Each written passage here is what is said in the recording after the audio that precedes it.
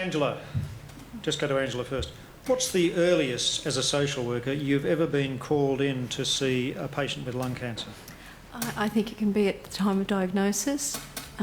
Particularly, I think with social work, you can be called in on other pretexts, perhaps an inability to return to work, perhaps needing some time away from work. We I guess, approach the patient from a practical point of view, and then we can allow them to elaborate on their feelings towards the diagnosis, perhaps the prognosis, perhaps what it means for them, what it means for their family, their fears, their despair. So it certainly enters a different sphere by entering gently with perhaps a practical approach. Now, a physiotherapist and a post-operative patient, Lissa, you'd have a role to play, wouldn't you? Yes, physio sees the patient usually pre-operative just to prepare them for the exercises that they have to do post-op, and then post-operatively to do chest physiotherapy and also mobilisation. I also see patients, Jocelyn has referred many patients to us who have terrified post-op about what they can do, terrified that their body's suddenly letting them down. So we then get them referred to pulmonary rehab, and we have a lot of lung cancer patients who come to us in pulmonary rehab, which is a program of gentle exercise within their limits of fatigue and pain.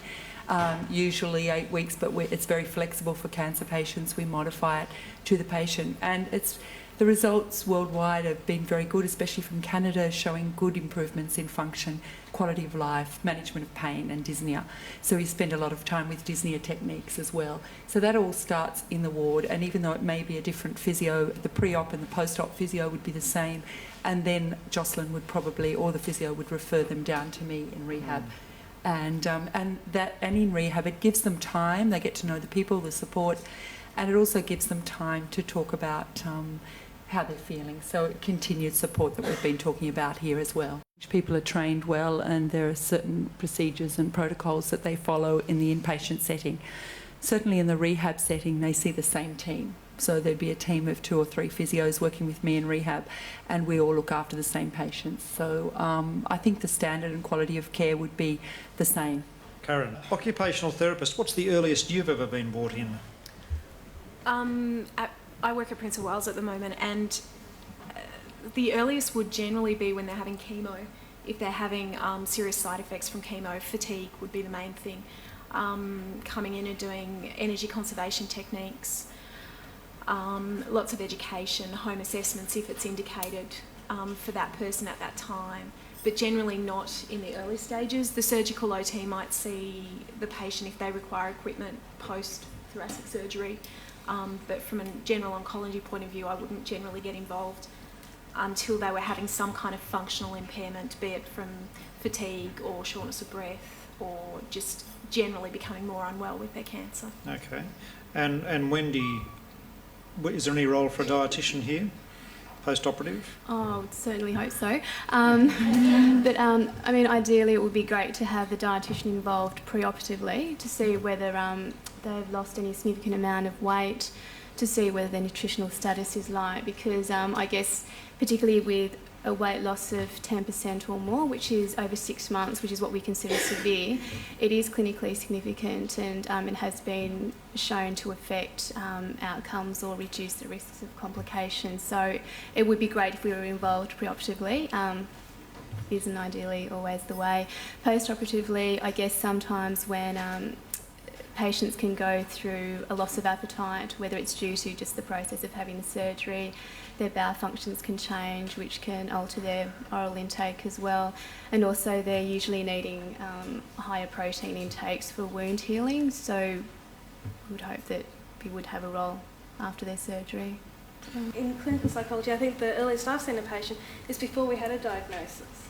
We had someone with a severe needle phobia who wasn't happy to undergo a biopsy, and so we had to do some problem solving and interaction between myself and the medical oncologist and the surgical team about how to prepare that patient best to undergo a biopsy so we could get a diagnosis. Okay. So the psychologist certainly has a role in identifying people with an anxiety disorder like needle phobia, which will impact on their treatment. And Good. Now, Frank and Claudia, I'm presuming you would never have been called up at this stage. Well, I mean, I guess the way I see it is that palliative care referrals should be based basically on need rather than timing of diagnosis or illness. So, yeah, you don't see a lot of people at diagnosis, but I have had some referrals for people at diagnosis if they've got particularly complex pain or difficulties with breathlessness or something else. So it can happen, it's infrequent. But I guess rather than always focusing on the timing of illness and therefore timing of palliative care referrals, I think it would be great to think about referrals based on need for that particular patient. And if the primary care team is not, for some reason, able to manage that need, then we might be able to help out.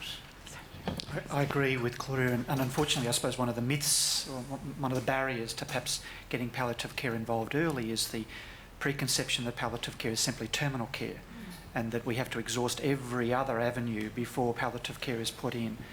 We're only go through until the goalposts are in sight, that sort of sense. So our perspective very much in terms of the modern palliative care movement is to be involved, as Claudia said, on a needs basis as early as is required, and as Claudia quite correctly said, the physical, emotional and indeed spiritual needs of the patient.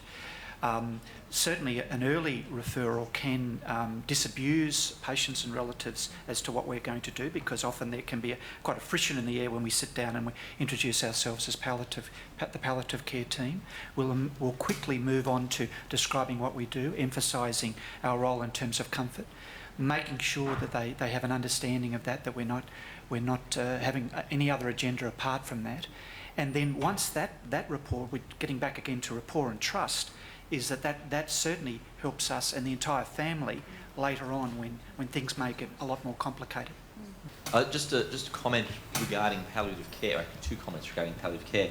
The first is knowing the right timing for palliative care is a really difficult issue, both in terms of the patient's perspective but also a workload perspective. I mean, you could easily envisage a situation where every patient with advanced non-small cell lung, or advanced any sort of lung cancer for that matter, is referred to palliative care. You guys would spend your life seeing patients with lung cancer, many of whom you would help and many of whom probably would be wondering what they were doing there. And so I just put that up as a comment. The other comment is that the perception of palliative care is not so much in the medical or in the multidisciplinary team's mind a problem. It's a huge problem in many patients' minds. And it's been made, I think, worse by the sort of debates that happened over euthanasia, when you have this idea that you can have euthanasia or good palliative care. And those sort of concepts are incredibly destructive, because from a patient's perspective, they think they're sending me to see the person that's the alternative to euthanasia. Well, trying to convince a patient that's a good idea is an extraordinarily hard thing to do. And I've got to say, you've got an image problem. I think you need to rename yourselves. Yeah, well, it's certainly, I guess the euthanasia debate completely muddied the waters and continues to muddy the waters. And so untangling that Gordian knot is important. And I guess, our image is what we do. And I guess it's an important aspect of how we project ourselves, how we...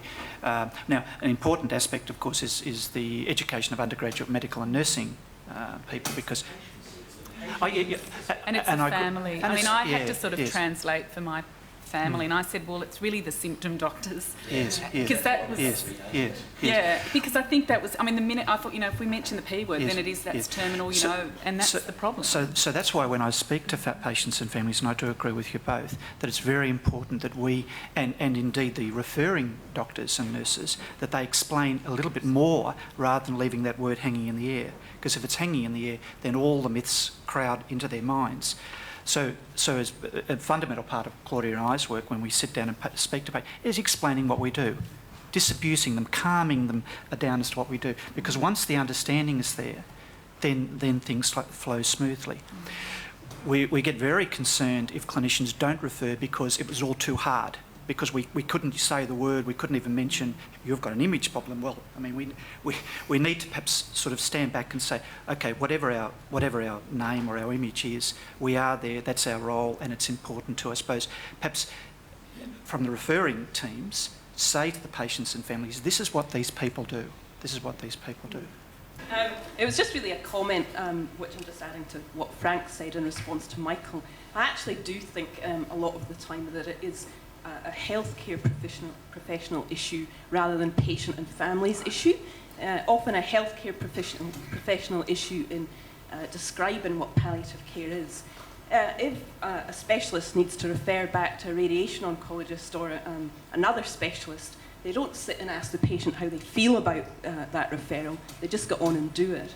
And I think that palliative care needs to be integrated early on in the course of illness and explained differently so that patients have a greater understanding. I think the concept of referral according to need really needs challenging because we're not very good at assessing whether people need things or not. I've been surprised by how often somebody that you don't think needs palliative care input based on my assessment of their physical symptoms or whatever, that the family has found that particularly helpful because I didn't assess the need properly. And similarly with psychology services, etc., which goes into the issue of screening and etc.